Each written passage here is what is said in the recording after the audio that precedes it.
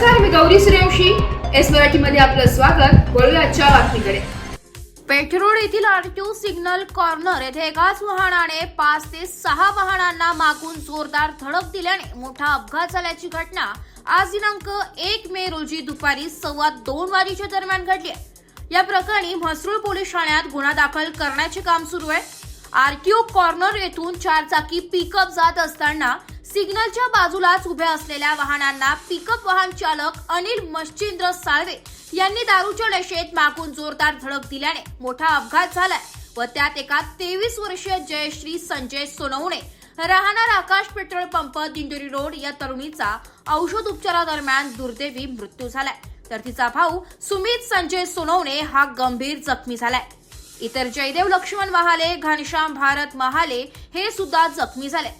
एकोपाठोपाठ एक धडक दिल्याने अनेक वाहनांचे देखील मोठे नुकसान झाले. यामध्ये एक ओमनी कार, एक कार आणि 4 दुचाकींचा समावेश आहे. या अपघातात 3 ते 4 जण जखमी झाले असून यांना जवळच्याच खासगी रुग्णालयामध्ये औषध उपचारासाठी दाखल केले, ज्यामध्ये 23 वर्षीय तरुणीचा देखील समावेश होता. मात्र औषधोपचार दरम्यान त्या तरुणीचा दुर्दैवी मृत्यू झालाय.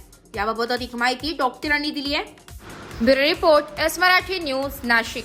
अशाच नवीन ताज्या घडामोडी जाणून घेण्यासाठी आमच्या एस मराठी न्यूज चॅनलला लाईक करा, शेअर करा, सबस्क्राईब करा आणि बेल आयकॉनला क्लिक करायला विसरू नका.